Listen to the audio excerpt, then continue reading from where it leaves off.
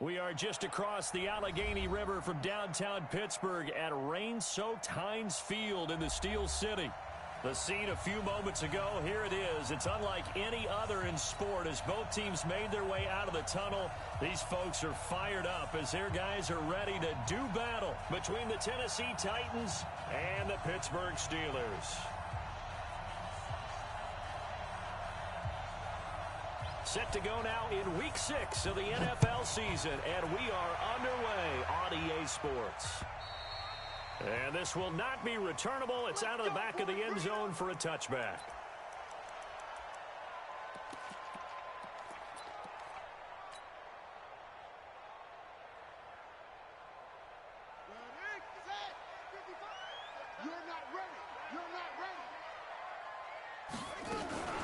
Darius Geis, his first carry of the game.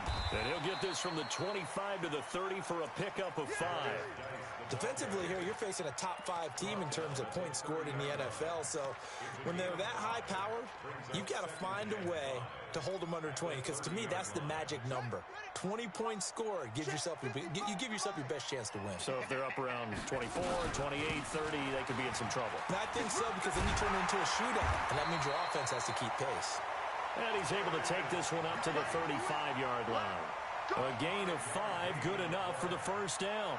All right, Brandon, I know we're in the early going here, but those kind of runs, they're going to open up a world of opportunities for this offense going forward.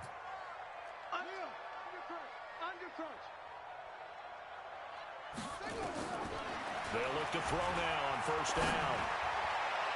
And the coverage terrific there as that's knocked down and incomplete.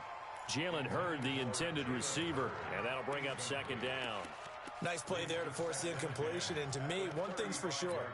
When you're the underdogs and you're playing on the road, you absolutely have to get takeaways. You've got to get the ball from them. Yeah, win that turnover battle, going to be key. They didn't get one there, but you get the feeling they keep making plays like that, they might just get a few. Yeah, once you get one, defensive teams think they come in bunches. And all this is taken in one-handed. What a catch. And he's going to have another first down as the tackle's made at the Titans' 39. How did he do that? How did he do it? I mean, in this type of weather, it's not just catching it, it's seeing it coming towards it. Maybe that's why he ended up having to go one-handed, but boy, what a catch. That was a spectacular one-handed grab. And he's got room. And he's going to take it in for a Steeler touchdown. Bryce Love, his 5th touchdown now on the year, as his guys are able to strike first here in this opening quarter. One of the keys to their long winning streak has been scoring first. An ideal drive right there, getting the first 6 points of the ball game. Do you go back to our meeting with the offensive coordinator? Remember what he told us? Absolutely. With some teams, I script to probe in the early part of the game. Other teams, I script to attack. They've been in attack mode for these ball games and continue that in this one.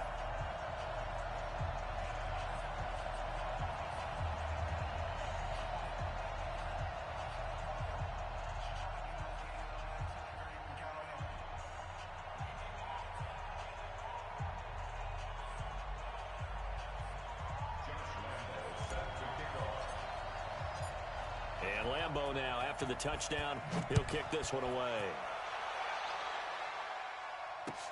This one fielded at the 5.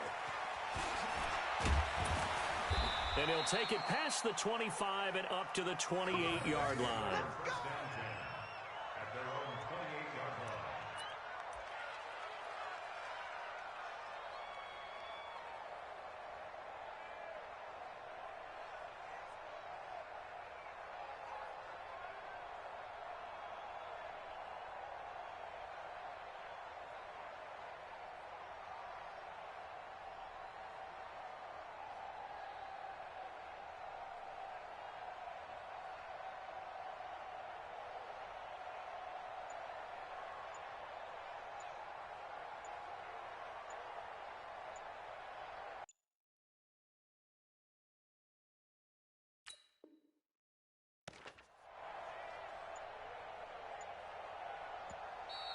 Play clock down to 0, and this is not the way to start a drive. They were trying to create some space to run. They created the penalty. And you work on it so much. You work on it so hard. But it's tough to simulate game speed in practice. And that often runs you into a penalty.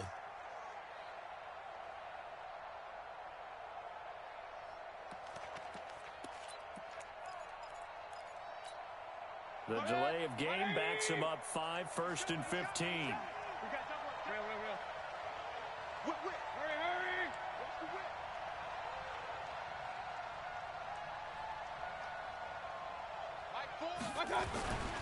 Now a handoff here to his running back.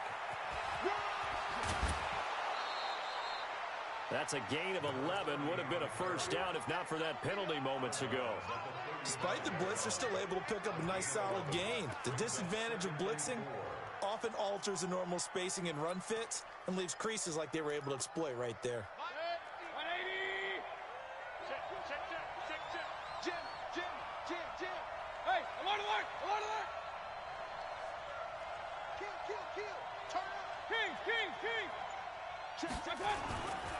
They'll try the left side. It's Casey, and this won't be enough to pick up the first. A gain of 2, 3rd and 1.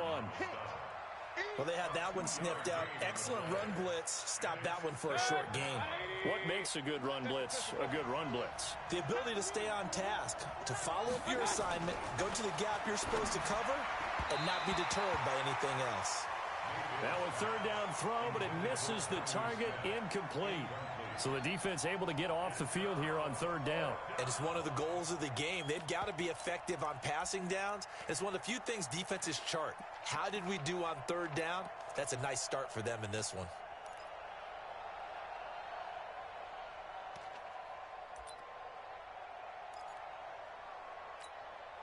On 4th down, on is Corey Bojorquez to punt.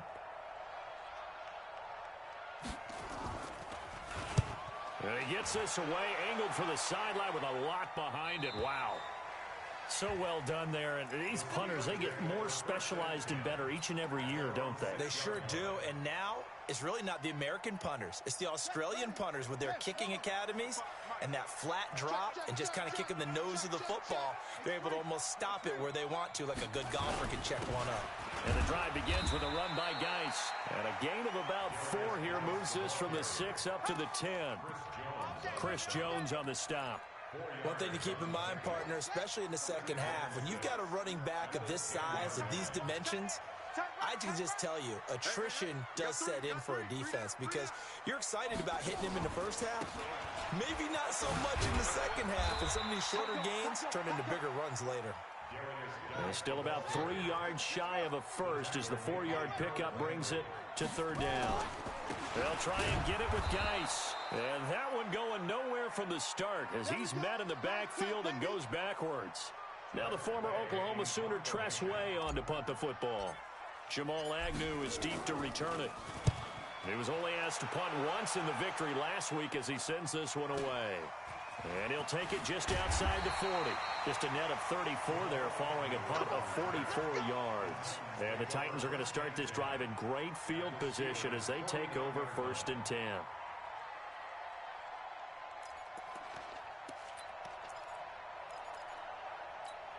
Set, 180. I'm coming after you. Watch the air. Up. Alert, alert, alert, alert. Hurry, hurry. A 1st down throw for Mayfield. Blitz coming, and down he goes. I spent a lot of extra time preparing for this game, watching this offensive line, because they gave up 5 sacks last week in their loss. They just gave up another one now. They don't seem to be working together as a cohesive unit, right? 4 guys might have it right, but the 5th guy is giving something up. They've got to find a way to all get on the same page.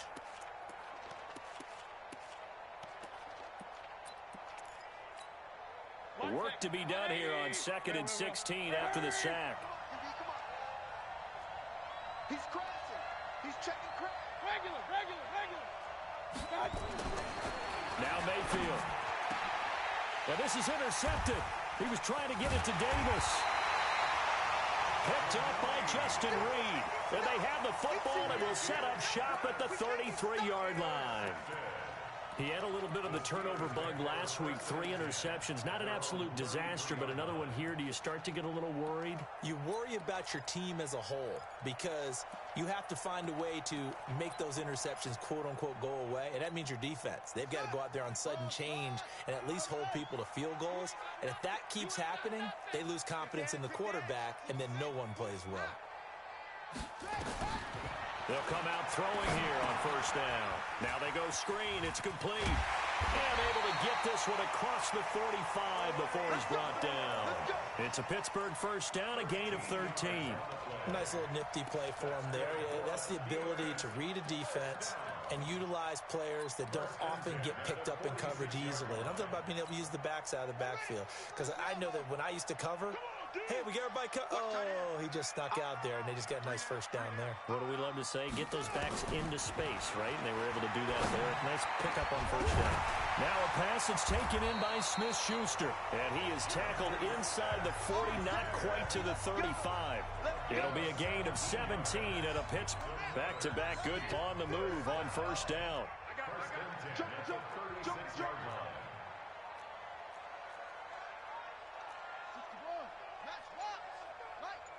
Watch the run.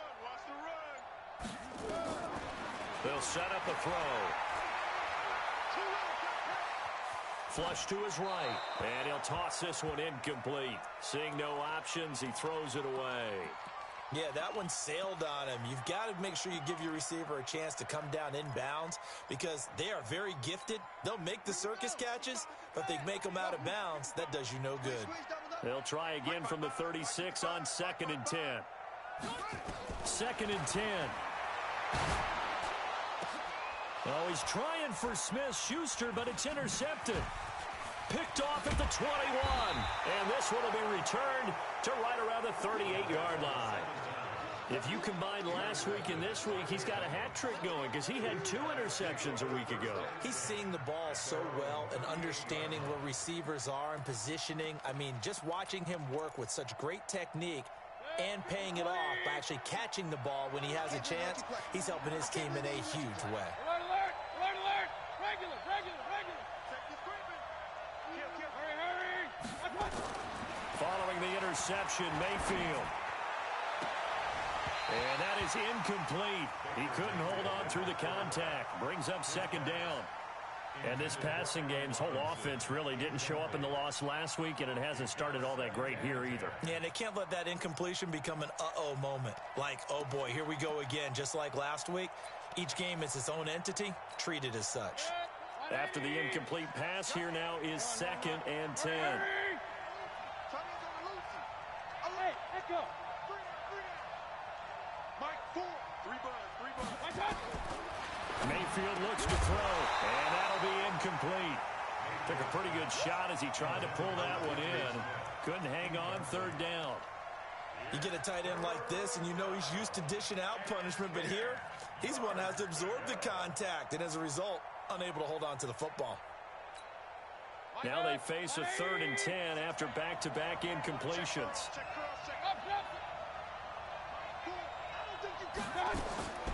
From the shotgun, it's Mayfield. Oh, he may have gotten lucky. Tried to dump it off underneath on the check down. Nearly picked. Instead, it's incomplete. So it doesn't look like they're going to be able to build off the turnover. Well, the defense certainly did its part. It got them the football. But you're exactly right. It looks like they're going to have to punt this one away. And it's not a turnover, but doesn't it feel like one after grabbing the momentum with the defensive play? Yeah, and they had all that momentum after getting the football, and now zapped right back in the other direction. The Pittsburgh offense at the line to start their next drive. And there are parts of their last drive of perception, but they did put together, Charles, a nice sustained drive to get him down the field. Yeah, and unfortunately for them, the only thing that matters is part 2, right? Because once they threw the interception and finished off the drive, that does them no good to go back and say, well, you know, we had a good one going. Finish things off. That's the only way you can get it done. And they'll take him down at the 31-yard line.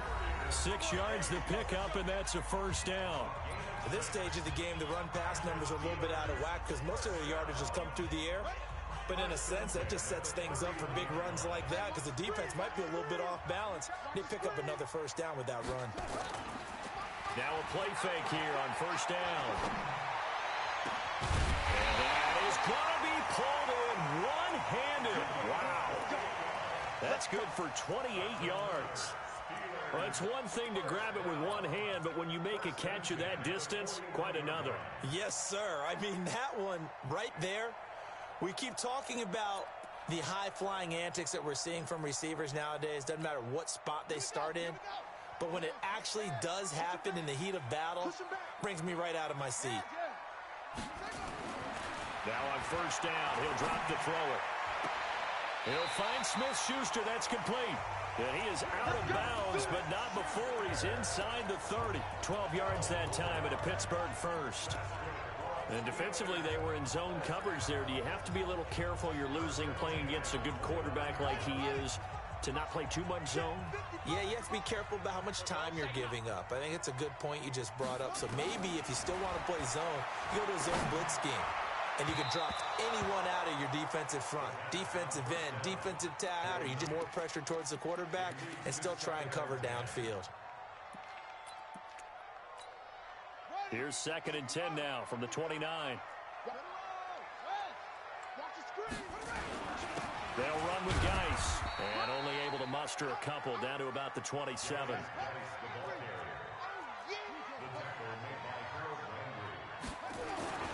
On third down, he'll drop to throw.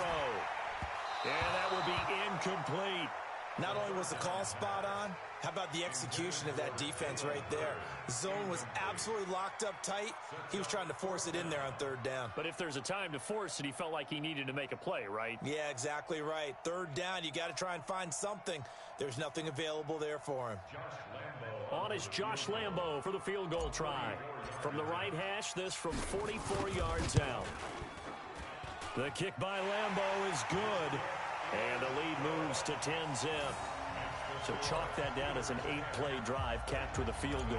Yeah, as a friend of mine used to say, they were moving and grooving for a while, but they couldn't keep the momentum going enough to get a touchdown out of it. And this will be a touchback over the end line.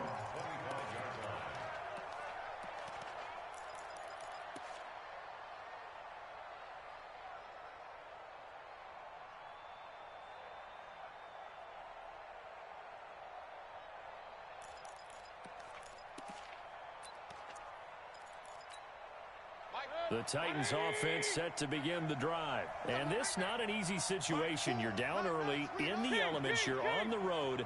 How do you get the mojo back? Well, one thing is to remember that as an offensive player, you have a much better idea of what you're trying to accomplish and where you're trying to go than the defender. So in this case, because you know it, you can make your cuts with a little more decisiveness, maybe a second fake, some double moves, things of that nature, to go ahead and try and put some pressure on the defense.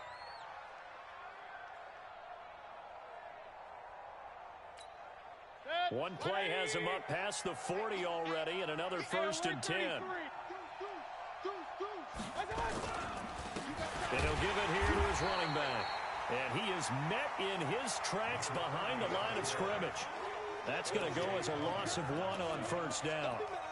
Another example right there how this defense really is winning the entire game at the point of attack. Yeah, right there at the line of scrimmage because they are dominating it. It'll get upfield and spill into the backfield. So how are you going to combat that? You know, because they bring in your tight end, keep him in. Your running backs, they have to step forward. Bottom line, your offensive line has to block them first to give yourself a chance.